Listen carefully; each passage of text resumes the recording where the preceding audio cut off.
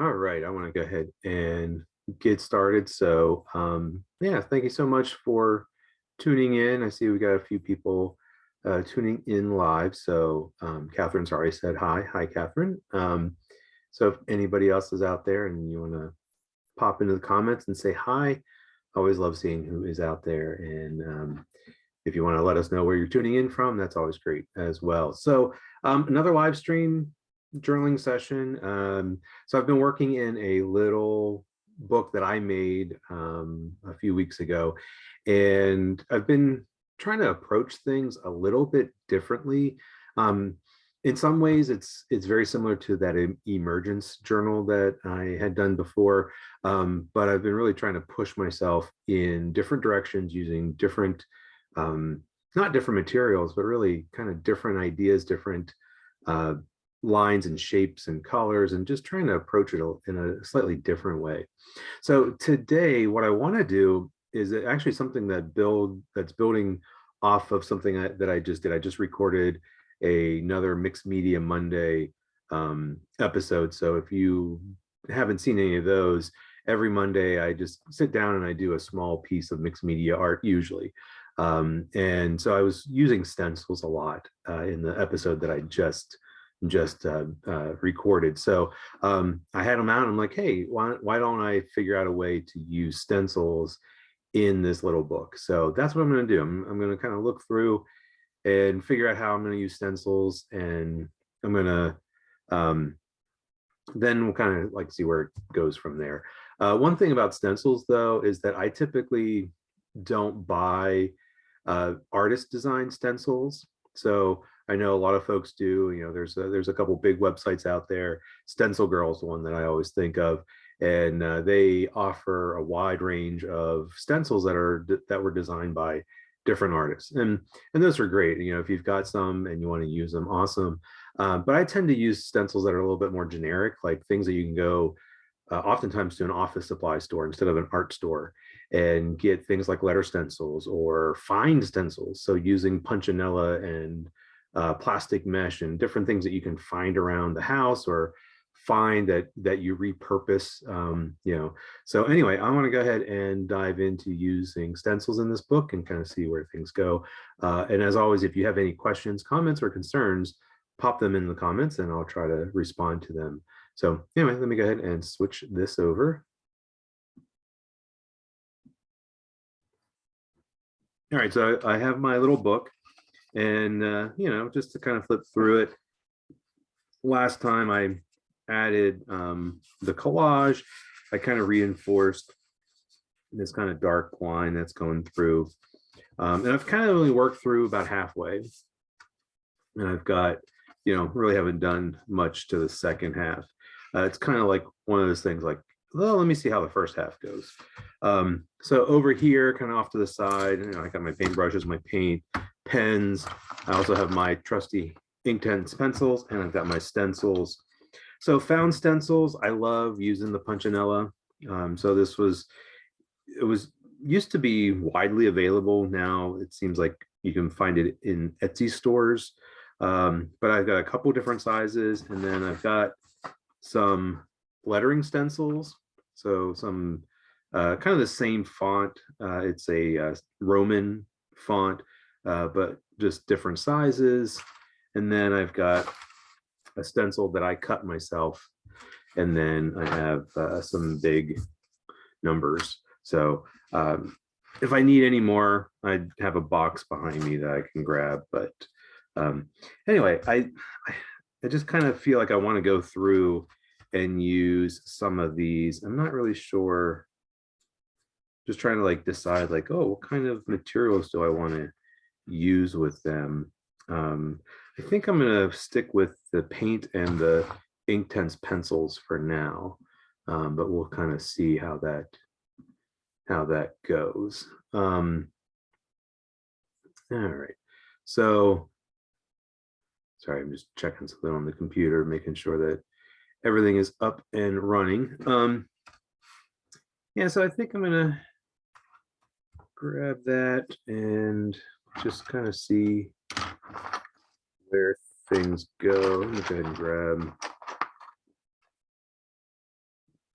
I'll use the poppy red.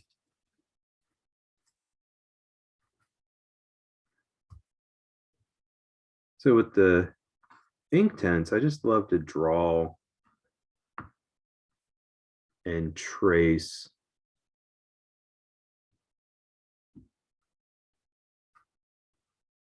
Yeah, we just had Linda pop in, so welcome, Linda. If anybody else is out there watching and you want to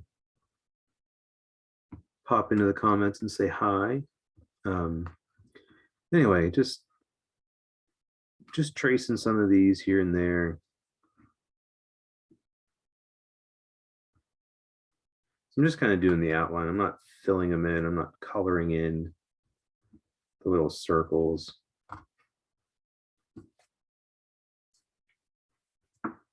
And then just going to take my paintbrush.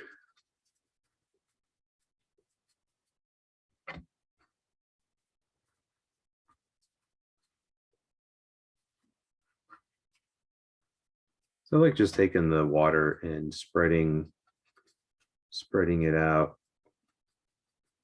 And that way the little circles stay. Yeah, Linda, I love the Inktense. They're just very vibrant, very rich, and most of all, transparent. So anyway, before I turn that, I am going to hit that with the hair dryer, so I'll mute it.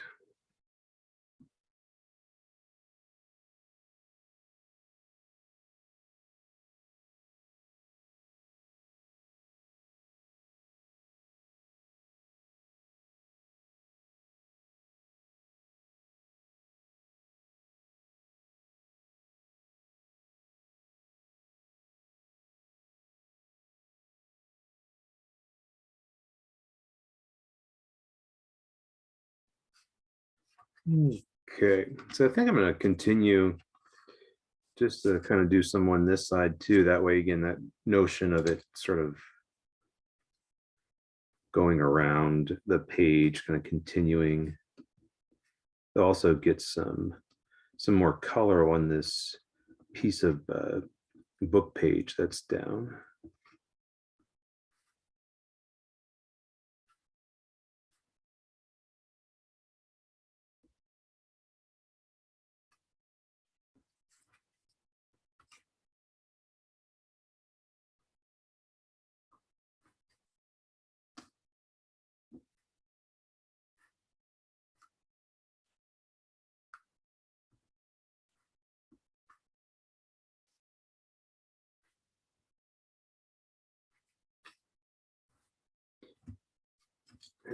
Same thing, some water, spread it out.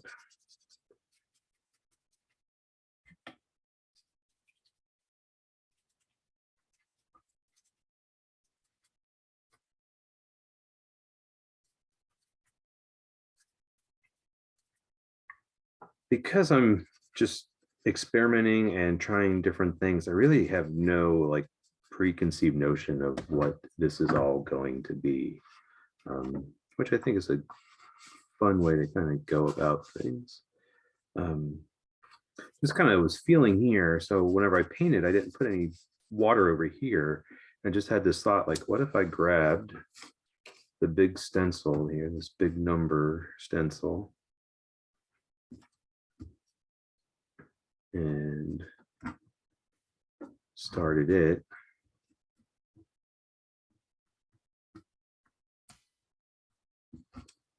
Oops, forgot the top.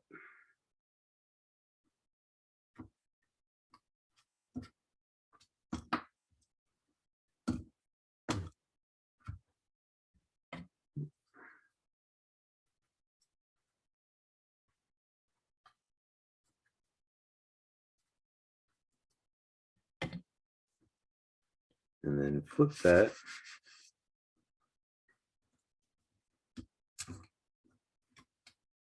Having a hard time picking up the stencil. And then I was thinking like this could line up like that.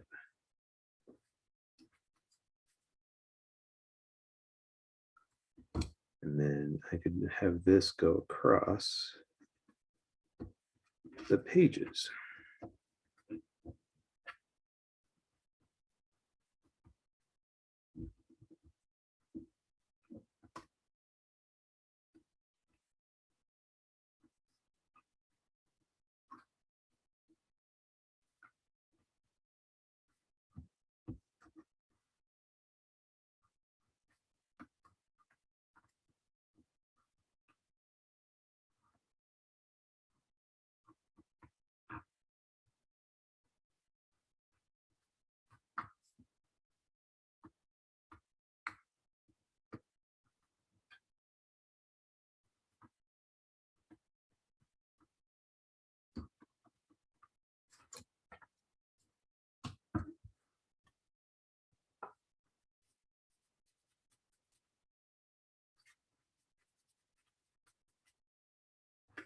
I'm still just kind of thinking now at this point that I'm just kind of doing more background stuff.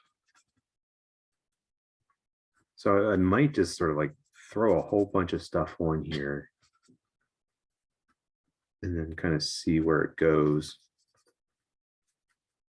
Part of my thinking is that I'm planning on, like I mentioned last time, planning on maybe using acrylic paint.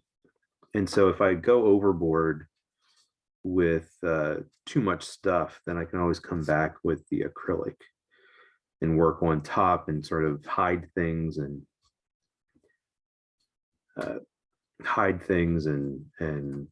cover things up.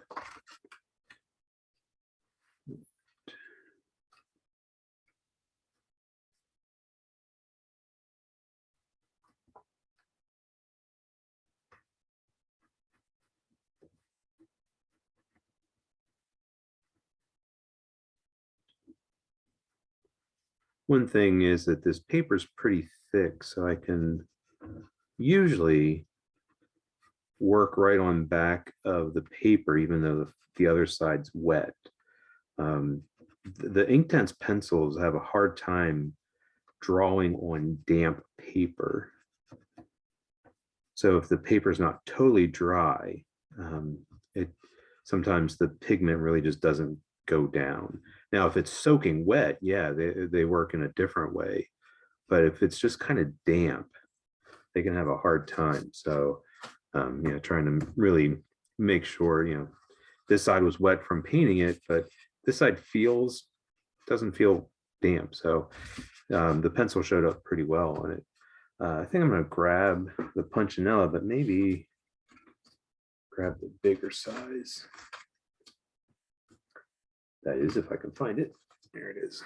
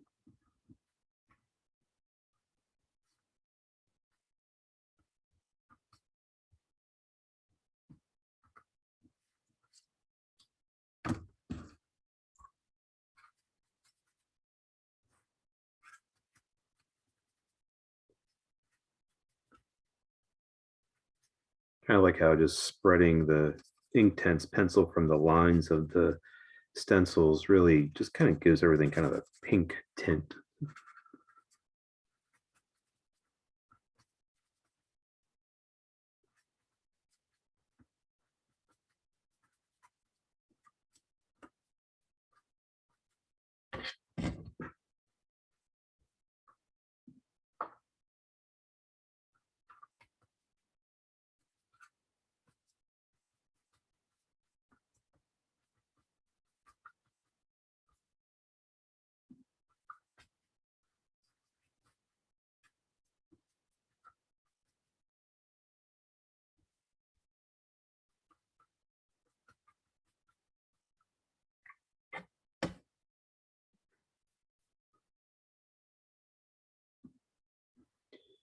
All right. Maybe a couple more. Yeah, I kind of put a lot of water on that, so I am going to hit that with the hair dryer.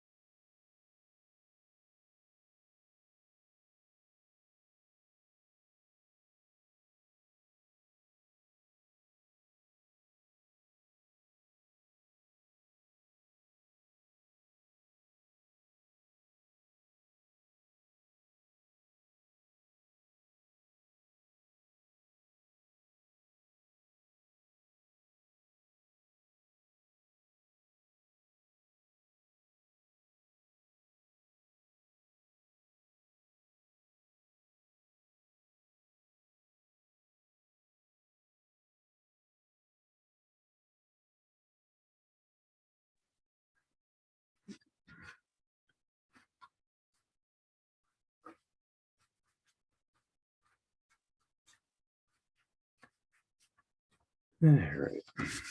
Let's see, what else can I do? I have these. So it might be interesting to kind of do some of the rectangles.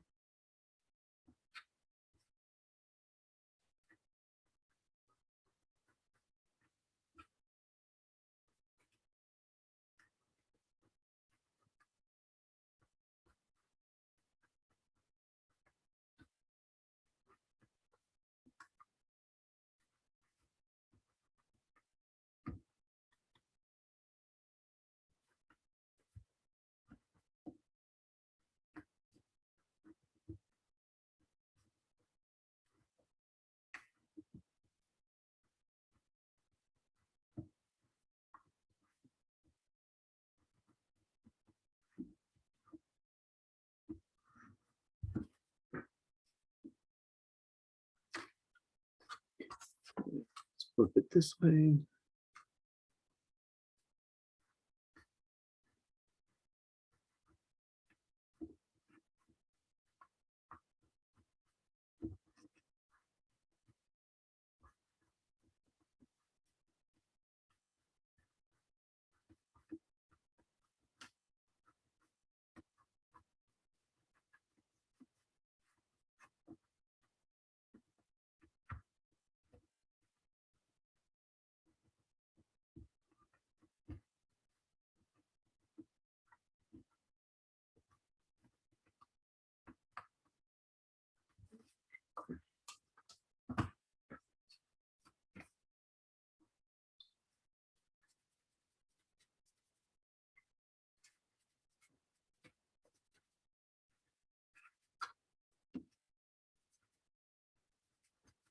So since I have no idea kind of how this is going to turn out, I'm trying things that I haven't done before, using lines and shapes and things that I don't typically use, trying to push myself out of that comfort zone. Um, and that's risky. So anytime we kind of experiment and play and try something that we're not very comfortable with, we really run the risk of doing something that just doesn't turn out the way we had hoped or planned. Um, so I'm sure I'm going to have some of that whenever I'm working on this. I'm sure I'm going to have pages, or I'm going to have times where I just kind of feel like, yeah, that's not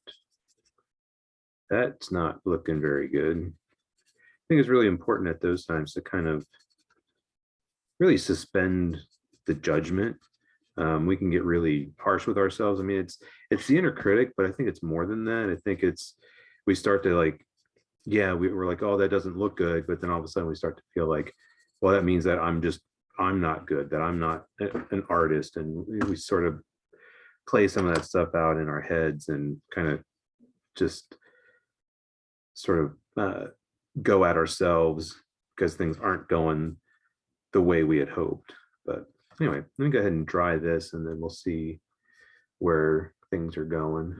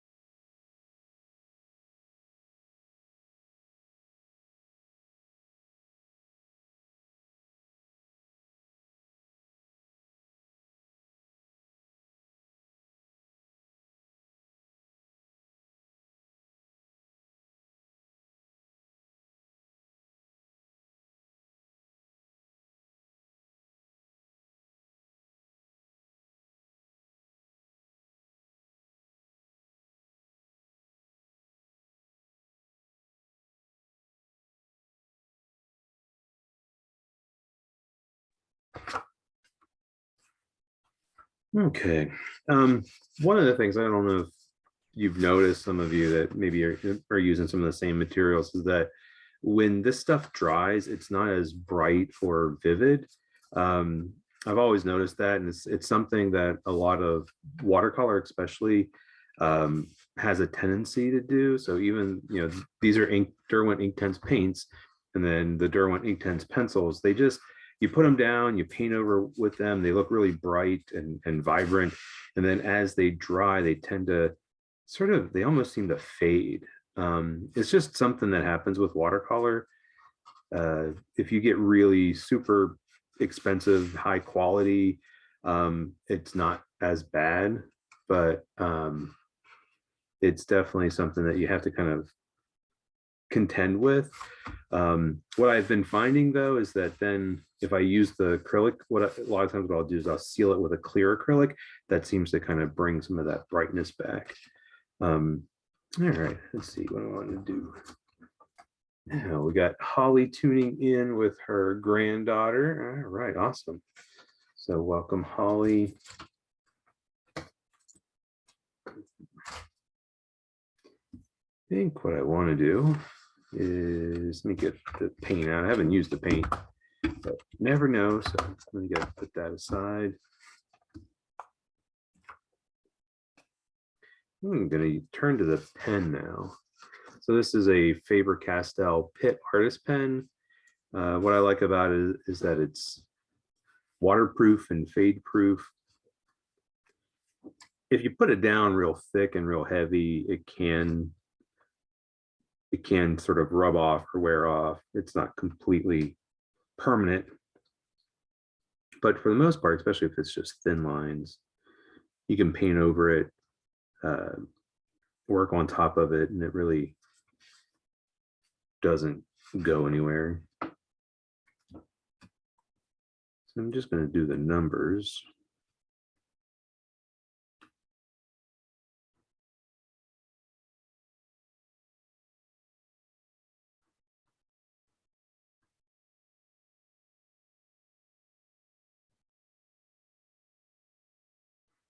So I can't remember how many times I've worked in this little book here on the live stream. It's definitely 3, maybe 4 times, I think. And I still don't have an idea. I think the first time I worked in it, I did a little bit of writing about kind of the lines that I was doing, but I really don't have a plan. I don't really know what this is about.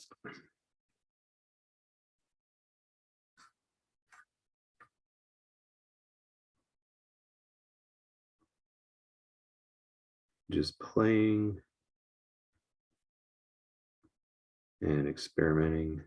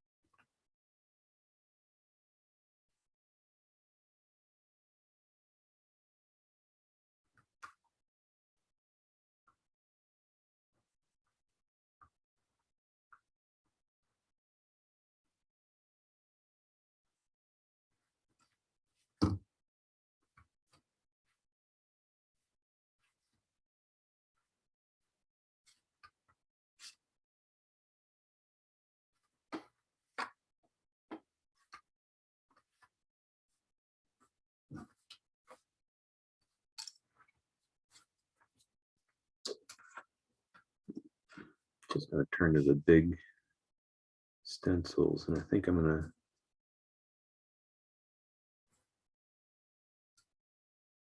do the letters.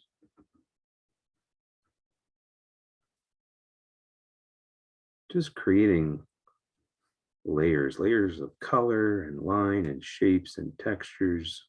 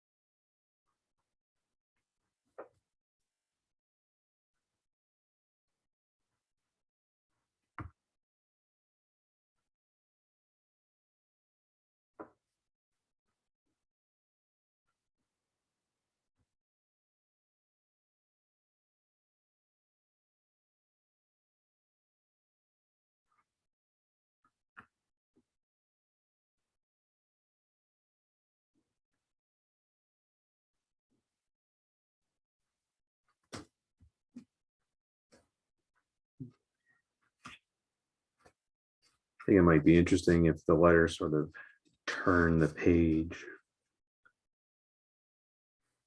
Just kind of thinking, let's see.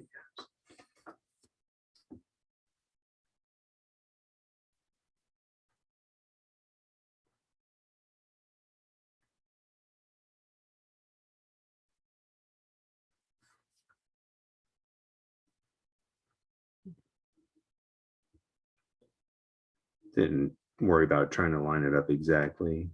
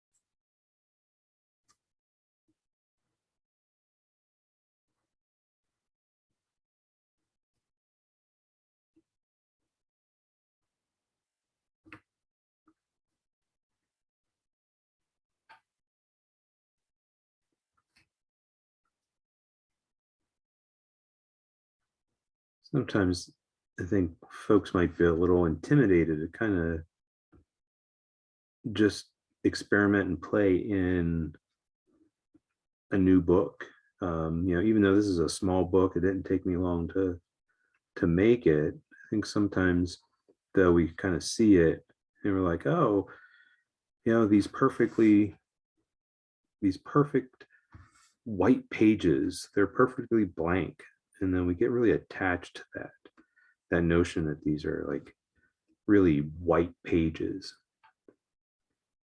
And it can really stop us.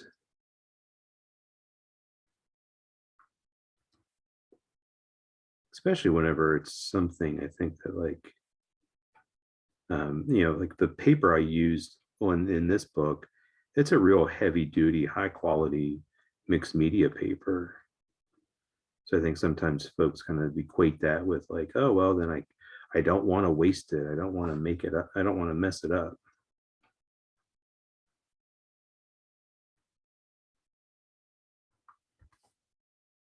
And that's when I think like, well, I'm going to purposely mess it up.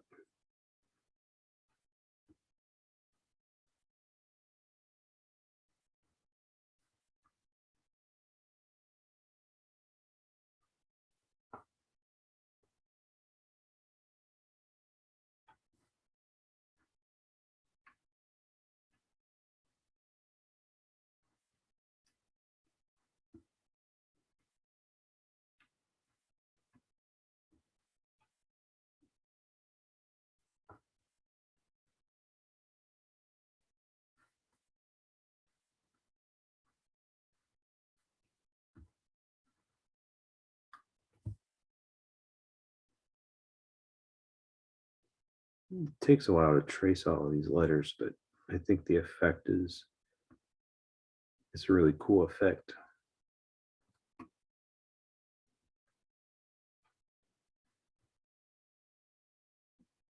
And with the red ink, you know, it stands out because it's a little bit darker than the other colors that are down right now, but then also it's red, so it blends in.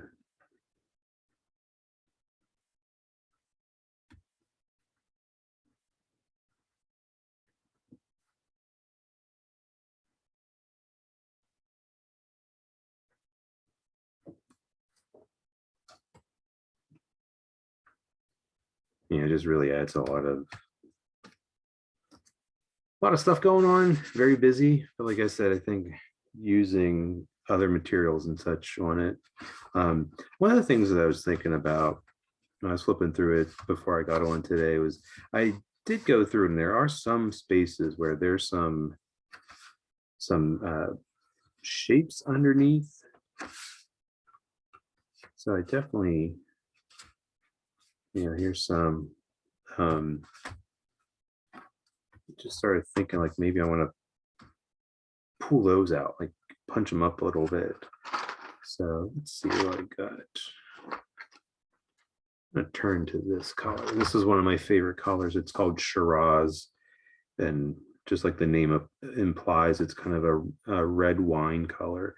Whenever you first put it down, it really does look kind of brown. But I'm kind of bringing in some more contrast. And since this is kind of a red, it's kind of like a red violet. It's a red wine kind of color. So it's kind of a red violet, kind of dark, not super dark though.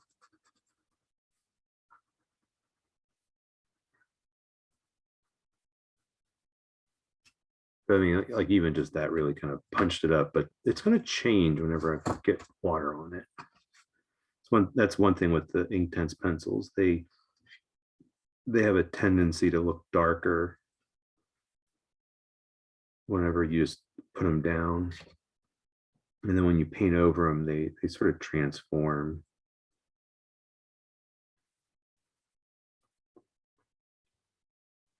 It's one of the reasons why I would just never use them like a regular colored pencil.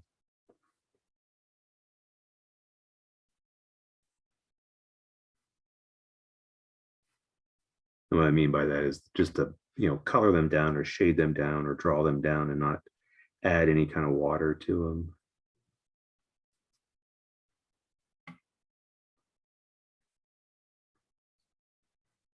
So that Shiraz is kind of mixing with the colors underneath, and there's some yellows and things. So the yellow and the Shiraz kind of come together to kind of create more of a brown. So kind of interesting. I'm going to dry this simply because I don't want to get a lot of color over here. I don't know what I'm going to do with the inside cover or with the outside cover yet, but I'm going to try to keep them pretty clean. Let me go ahead and mute it.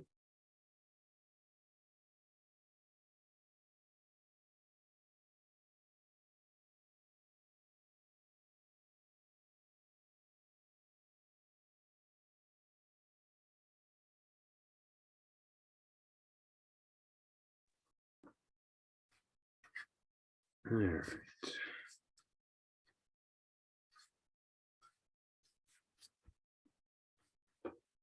And so there's a circle there. I don't know if you can really see it. It's kind of hidden underneath everything.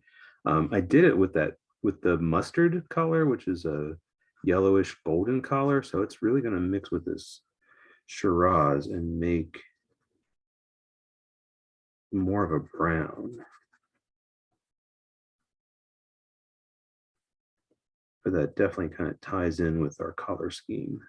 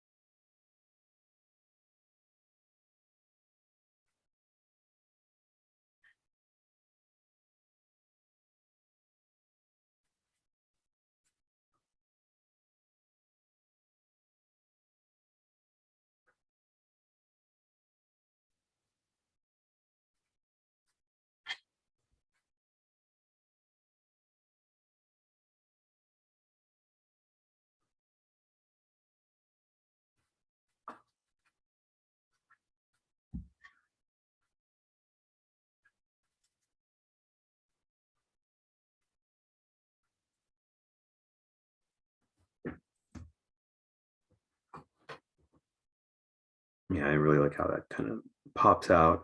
So later I might think about like, do I paint acrylic in there and sort of cover up some of what's going on in there? So I'm kind of looking forward to that. Let's go ahead and, go ahead and mute it so I can try it.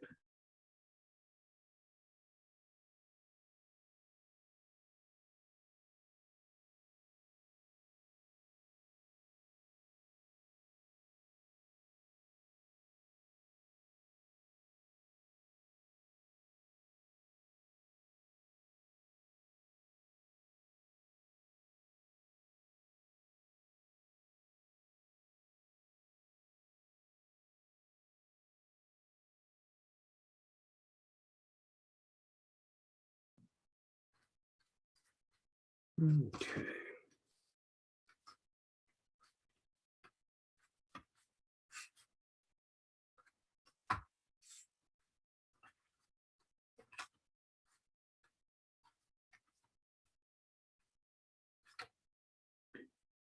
I'm just not sure if I want to do anything else to this quite yet. But I think that's a good stopping point. Uh, so adding the stencils just added these kind of random little elements here and there and really help build up some layers, and then adding the Shiraz in a couple little places really kind of help pop those out. Yeah, I'm just kind of looking at it and kind of taking it in. I mean, I only work on this whenever I do the live streaming, so sometimes I don't look at it at all until the following week. So sometimes I forget kind of what I was thinking or what I had in mind. But anyway, so I think it's really starting to kind of come together. Maybe, I don't know. Like I said, I'm not really sure where it's going, but there's definitely something going on. Let me go ahead and flip this back. All right. So yeah, Catherine, I'm really interested to see what I'm going to do with the acrylics as well. So it's something I haven't really done much. I mean, I did it more. I used acrylics in my journals more in my early journals, more because I was teaching a lot. Like I was teaching high school art at the time, and so we used acrylic quite a bit. And so I would have it out, and I'd have all this kind of extra paint left over. And so instead of wasting it, like, maybe I was working on a painting or something. So that's kind of, over the years, it's kind of when I've really used more acrylic, is whenever I've worked more in it. But because of COVID, I've been working mainly in my house, so I haven't been doing too much with acrylic paints. So anyway, yeah, I'm kind of looking forward to playing around with that and kind of seeing where that goes. But anyway, yeah, so it's just sort of like, today I just kind of wanted to limit myself, really limit just using something I haven't used much lately, the stencils, and then just seeing what I can do with them, and using just a couple different materials with them, and kind of really interesting to see what's starting to develop. So yeah, it's one of those things, like I said, don't know where it's going, but to me, that's the process. That's part of the fun. I know it drives some folks crazy because they're under that impression like, oh, artists imagine or envision exactly what they do, and then they sit down and they do that. And it's like, well, I don't know too many artists that do that. So anyway, so I appreciate you tuning in, and yeah, if you have any questions or comments or concerns, pop them into the comments. I'll try to address them. If you're watching this on YouTube, you've missed the live stream, pop them in the comments. I always try to take a few minutes every so often to kind of look them over. So I really appreciate you all tuning in and being here, and I'll be back next week with another live stream. So thank you once again, and happy creating.